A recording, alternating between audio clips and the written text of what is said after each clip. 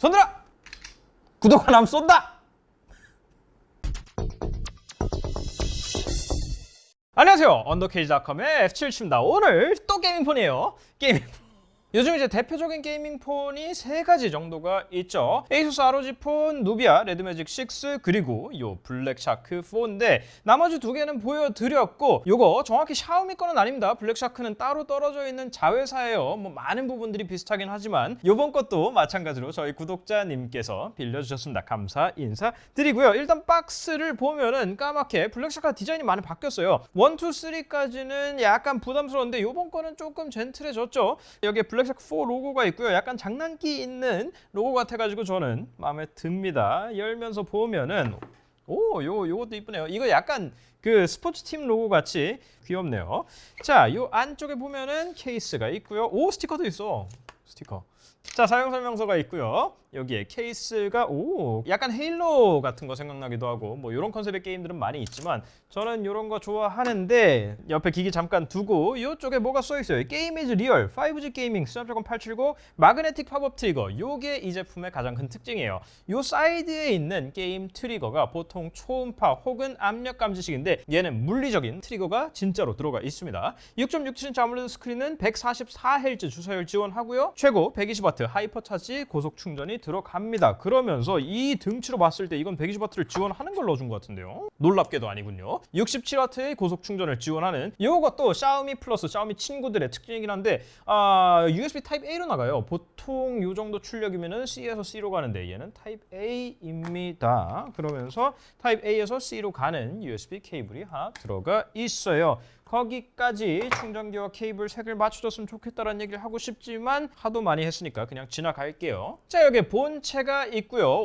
뒤쪽 패턴이 빛에 따라서 굉장히 화려하군요. 이 친구가 사실 게이밍폰이 아니에요. RGB LED가 없어요. 농담이고요. RGB LED가 없는 것까지는 사실입니다. 카메라부터 볼게요. f1.8에 48메가픽셀 광각, 위상차의 f, OIS는 없어요. 8메가픽셀 f2.2, 120도 초광각, 그리고 5메가픽셀 f2.4 접사 렌즈가 있는데 특이하게도 오토포커스가 지원이 됩니다. LED 플래시 있고요. 블랙샤크 로고 있고 블랙샤크라고 써 있고요. 뭐 그 정도입니다. 무선 충전 같은 건 지원하지 않아요. 자, 오른쪽 보면은 여기에 스위치가 있어요. 이거구나. 이렇게 튀어나오네요. 이거 약간 이렇게 플러시하게 평평하게 도어 핸들 들어가 있는 그런 거 있잖아요. 대표적으로 테슬라 모델 S 같은 거. 그런 것처럼 뭐 느낌이 약간 다르긴 한데 이렇게 하면 재밌다. 저 이런 거 좋아합니다. 자, 오른쪽에 지문인식 센서가 통합된 전원 버튼이 있고요. 일단 켜봅시다. 켜보는데 누르는 버튼 느낌은 그냥 버튼이에요. 뭐 요거가 마그네틱하진 않구나. 저는 요게 마그네틱한 줄 알고 버튼 자체가 누를 때 요 메커니즘이 마그네틱한 줄 알았는데 요건 그냥 물리 버튼이고요. 요거를 넣었다가 폈다, 접었다 폈다 하는 게 마그네틱이라는 얘기군요. 자, 왼쪽 보면은 심카드 트레이 있고요. 듀얼 심이긴 한데 마이크로 SD 카드로 확장은 안 됩니다. 8기가에 128기가 혹은 12기가 256기가 고르시면 되고 여기에 음량 버튼 있고 마이크 있고요. 그 외 아래쪽에 최고 120W 고속 충전 전원 USB-C 포트 3.5mm 이어폰 잭 아래쪽에 정확한 위치에 스피커 있고요. 요거는 당연한 얘기지만 듀얼 스테레오 스피커입니다. 그래서 위에 보면 이쪽에 구멍이 있는데 이게 게이밍폰이다 보니까 열 배출구인지 스피커 구멍인지 이 위에 리시버랑 같이 쓸 수도 있으니까 그건 제가 전원을 켜서 보도록 하겠습니다. 자, 설정하기 전에 간단하게 설명을 드리면 얘는 스냅드래곤 870이고요. 블랙샤크 4 프로가 있습니다. 걔는 스냅드래곤 888에다가 카메라가 48메가에서 64메가픽셀로 업그레이드 됩니다. 설정을 시작해 봅시다. 한국어가 되네요. 좋아요. 그래서 여기 보면 자체 인터페이스 이름은 조이 UI인데 여기 밑에 보면 미 서비스, 미심 활성화 서비스, 샤오미 클라우드 이런 부분들이 있죠. 아무래도 샤오미와의 관계가 어느 정도 있는 회사다 보니까 미 UI에서 게임용으로 좀 더 최적화를 한 그런 UI라고 보시면 됩니다. 여기 이제 노골적으로 나오죠. 미 계정 로그인까지 물어보는데 비밀번호 설정은 요 화면 내장 지문인식 센서 있으니까 광학칙으로 그거 쓰시면 되고요. 게임을 즐길 준비가 되었으니까 완료를 누르고 화면을 봅시다. 인터페이스가 나쁘진 않네요. 나쁘지는 않아요. ROG 폰이나 누비아 것처럼 아주 화려하지는 않은데 뭐 전 요 정도면 괜찮은 것 같아요. 그리고 화이트 톤에 여기에 녹색, 블랙샤크의 상징색은 녹색이니까 녹색으로 아이콘들이 들어가 있는데 나쁘지 않아요. 자, 근데 일단 처음부터 144Hz인 게 보이죠? 그래서 여기 Always on Display, 이 Always on Display 진짜 Always on Display인지 보자. 가끔 샤오미 것 중에 이게 항상이 안 되는 게 있어. 오, 다행히 항상이 되네요. 항상 켤 수 있는 Always On 디스플레이고요. 여기에 디스플레이 가서 보면은 라이트나 다크 중에 고를 수 있고 DC 디밍 있고 배색 방안. 나 이거 번역 너무 마음에 안 들어. 색깔 모두 고르는 거, 밝은 컬러, 셀프 적응형, 표준. 오, 셀프 적응형, 현재 밝기에 따라 색상 조절. 그리고 색 온도, 기본 따스함, 시원한 중에 고를 수 있고요. 여기 재생률 보면은 내추럴 부드럽게 표준이 있어요. 이 뭐가 다른 거야? 내추럴 부드럽게 내추럴이 더 부드러운 건가? 이게 최고가 144인데 144, 120, 60 뭐 그런 건가요? 자세한 거는 제가 게임 모드에 들어가서 보도록 하죠. 소리 진동 가서 보면은 일단 지금 요 위아래로 닿을 때 텅텅하고 진동이 오는데 요 피드백 오는 거 보니까 리니어 모터 썼네요. 괜찮습니다. 여기에 퍼포먼스 매니저라는 게 있는데 요건 처음 본 거. 오. CPU 부하, 메모리, 배터리, 와이파이, 신호 강도, 지연율까지 보여주고 네트워크 조수, 네트워크 어시스턴트를 갖다가 보통 도우미 같이 표현을 하는데 여기서는 조수라고 했네요. 자, 프로세스 관리자 가면은 마치 PC처럼 프로세스 이름, CPU, 램 점유율까지 나오고요. 여기에 네트워크 조수 가서 보면은 신호 강도, 지연율, 모바일 데이터일 경우에 그것도 볼 수 있고 최적화를 시킬 수 있고요. 내구 한도 최적화 어시스턴트라는 똑같이 어시스턴트란 단어인데 위엔 조수고 밑엔 어시스턴트야. 그런 것들이 있고요. 여기에 마스터 트리거가 있는데 이 트리거 버튼을 갖다가 게임 할 때뿐만 아니라 평소에도 바로가기용으로 쓸 수 있네요. 근데 여긴 더 노골적인 오타가 있어. 아래 마스터 버튼은 리을. 야, 검사 좀. 여기서 확실한 건 두 벌씩 키보드를 쓰고 있다는 거죠. 자, 화면 끄기 기능 뭐래? 화면이 꺼지면 마스터 트리거에 팝업이 나타나고 화면에 조명이 켜집니다. 일단 켜보자. 그래서 위아래 각각 카메라 사진 동영상 혹은 플래시 켜는 거를 지정할 수 있네요. 재밌어요. 스피커 청소 기능 있고요. 자, 근데 이건 뭐 어떻게 된다고? 오, 굉장히 유치한 효과음까지 나오네요. 바로가기 기능을 편집하려면 말풍선을 클릭하십시오. 오, 굉장히 다양한 쇼컷을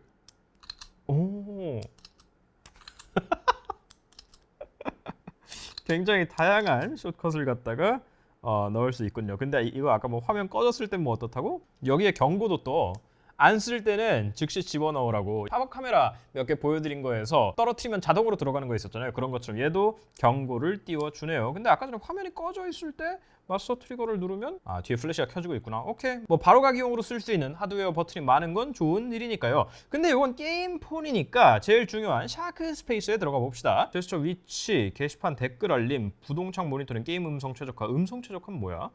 음성 채팅이 시작되면은 상단 스피커가 일시적으로 비활성화돼서 음성 통화 품질이 개선됩니다. 내가 말할 때 스피커를 졸여준다는 거죠. 자, 근데 샤크 스페이스에 진입을 해봅시다. 게임 로비 떴고요. 요거는 액세서리들을 보여주네요. 액세서리들이 게임 패드, 게임 메카니컬 게이밍 키보드가 다 있어? 기계식 키보드가 있네요. 요 뒤에 붙이는 쿨러 있고요. 블루투스 헤드셋 등등이 있습니다. 오케이. 바로가기 설정 가서 보면 통화 거부, 알림 차단, 댓글 알림, 오작동 방지, 모니터링, 메모리 삭제, 수동 기록, 음성 최적화 등등이 있고요. 더 자세한 설정은 일단 게임을 한번 깔아봐야 되겠습니다. 대충 뭔 게임인지 감이 오시죠? 일단 설정이 뭐가 되는지 봅시다. 게임을 이렇게 하면서 게임 어시스턴트를 열려면 화면 모서리에서 안쪽으로 슬라이드 하십시오. 오케이, 떴어요. 마스터 컨트롤. 다양한 게임 컨트롤 방법을 설정하고 전투 능력을 강화하십시오. 강화해 봅시다. 여기 프레임 레이트가 나오고요. 성능 부하, CPU 몇 프로 쓰고 있는지, 그리고 와이파이 상태, 지금은 양호해요. 감도를 알려줍니다. 마스터 컨트롤. 요 트리거 관련한 거네요. 왼쪽 버튼, 오른쪽 버튼 지정할 수 있고, 요 모션 감지를 통한 것도 가능하네요. 근데 이 부분은 번역이 또 안 돼 있네. 요 기계를 왼쪽, 오른쪽, 위, 아래로 하는 걸로도 제어가 가능합니다. 그리고 여기에 샤크 아스날은 뭘까요? 요 액세서리들이구나. 요건 패스하고요. 매크로 설정할 수 있고요. 게임 구성. 극강 모드 있어. 극강 모드. 휴대폰의 모든 성능 관련 기능을 이용하고 열정과 성능을 최대치로 향상시켜 보십시오. 성능은 최대치로 향상할 수 있는데 제 열정까지도 최대치로 향상할 수 있는 건 처음 알았어요. 지능형으로 할지 자동으로 바꿀지 60, 90, 120, 144 중에 고를 수 있고 영상 컬러 조정, 그래픽 향상, 그래픽은 어떻게 향상할 거야? GPU 세팅을 또 따로 할 수 있어? 오케이. 그리고 헌팅 모드, 컬러 반전되는 거, 어두운데 이제 캠핑 같은 거 하고 있는 사람들을 잘 찾을 수 있겠죠. 그리고 터치 민감도, 안정성, 정확도, 팔로잉 뭐 이런 것까지 정할 수 있고 터치 샘플링 속도 최고 720Hz까지 이 터치 인식을 정할 수 있다고 합니다. 엣지 터치 방지도 있고 오디오 DTS 게임 사운드 사운드 음성 채팅용으로 음성 변조하는 것도 있어. 우리 이거 써보자. 안녕하세요. 언더케이지닷컴 F77입니다. 안녕하세요. 언더케이지닷컴 F77. 왜 안 돼? 이어폰 이퀄라이저 정할 수 있고 마이크 단동 모드, 네트워크, 5G 자동, 백그라운드 트래픽 제한, 와이파이, 데이터 고속 스위칭, 멀티코어 가속 등등이 있습니다. 자, 근데 제일 중요한 건 요 트리거인데 훌륭해요. 이런 식으로 쓸 수 있다는 거죠. 물리적으로 있어가지고 이 구분이 확실한 것도 때에 따라서 메리트가 분명히 있을 거예요. 저는 물리 트리거 쪽이 마음에 듭니다. 다만 하드웨어 방식이다 보니까 이렇게 접었다 폈다 안 쓸 때 반드시 접으라고 경고가 나오는 게 이렇게 돼 있다가 어디 주머니에 넣다 걸린다든지 떨어뜨려가지고 눌린다든지 하면은 고장이 분명히 초음파 방식보다는 쉽게 날 거예요. 자, 그래도 게이밍 폰이기 전에 폰이니까 카메라도 잠깐 볼까요? 간단하게만 봅시다. 일단 인터페이스는 어디서 많이 본 것 같죠? 뭐 이제는 별로 지적하고 싶지도 않아요. 지겨워. 자, 12메가픽셀로 기본 출력되는데 픽셀 비닝 꺼서 48메가픽셀로 할 수도 있고, 여기 매크로 들어가면은 가까운 조그만 글자들 정확하게 볼 수 있겠죠. 요거는 더군다나 AF까지 들어가서 더 초점 잡기가 편할 겁니다. 요렇게 2배로 가거나 뭐야? 초광각 어디 갔어? 아, 여기 있구나. 따로 있네요. 초광각이 따로 있고 요렇게 초광각으로 가거나 2배 찍을 수 있는데 요건 광학줌이 아니기 때문에 그냥 참고만 하시면 돼요. 동영상은 4K 30프레임까지밖에 촬영이 안 되죠. 오, 4K 60배네요. 오, 좋아요, 좋아요.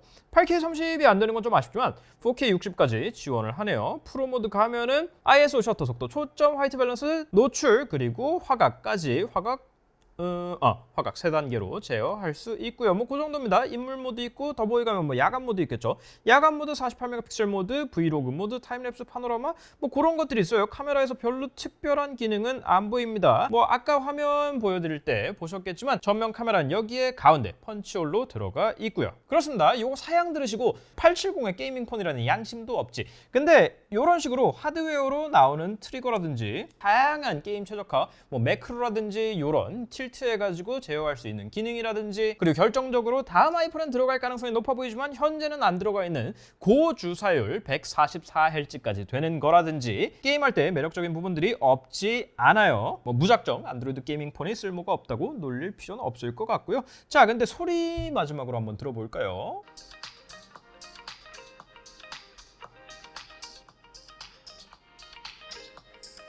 자, 일단 마음에 드는 부분과 안 드는 부분이 있어요. 아까 말씀드린 대로 이쪽 구멍에 있는 게 스피커입니다. 이건 정확히 반대쪽과 대칭하는 부분에 있죠. 대부분 스마트폰들, 게이밍 폰을 포함해서 여기 리시버를 라우드 스피커로 겸용해서 쓰는 경우들이 많은데 두 개 완벽한 대칭 이루고 있는 점 마음에 들고요. 다만 지금 음량이 꽤 작은 편이네요. 음량이 꽤 작은 편인데다가 이건 뭔가 음장이 들어가 있나요? 안 되죠. 스피커에서 끌 수는 없어요. 지금 건드릴 수 없는 부분인데 음장이 좀 들어가 있습니다. 마음에 드는 톤은 아니에요. 그냥 참고만 해주시기 바랍니다. 그렇습니다. 그냥 기사만 보고 사진만 봤을 때는 딱히 경쟁 제품에 비해서 매력 있는 부분이 안 보이는 것 같았는데 의외로 나쁘지 않네요. 나 왜 이게 마음에 들지? 뭔가 움직이는 파트가 있으면은 사실 하드웨어 내구성적인 측면에서 항상 걱정이 되기 때문에 좋은 부분은 아닙니다. 근데 요즘 폰들이 이제 다 화면만 있는 짝대기다 보니까 이런 기계적으로 움직이는 게 있으면 재밌어요. 자, 그래요. 게이밍 폰으로서 스냅드래곤 870이다 보니까 매력이 없다고 생각할 수도 있지만 그만큼 가격이 저렴합니다. 요거 정가는 55만 3천 원 정도부터 시작을 하는데 지금 온라인몰 잠깐 보니까 한 45만 원, 6만 원 정도에서도 구매할 수 있는 것 같아요. 144Hz 고주사율 스냅드래곤 870, 배터리 4500mAh예요. 관심 있게 보셔도 될 것 같습니다. 요거는 제가 빌려온 거에서 리뷰를 진행하지는 못할 것 같은데 첫인상은 나쁘지 않아 보여요. 혹시 궁금한 점 있으시면 댓글 남겨주시고 저희 인스타그램, 페이스북, 그리고 네이버 TV 언더케이지 샵에서도 만나는 거 잊지 마세요. 다음 시간에 또 뵐게요.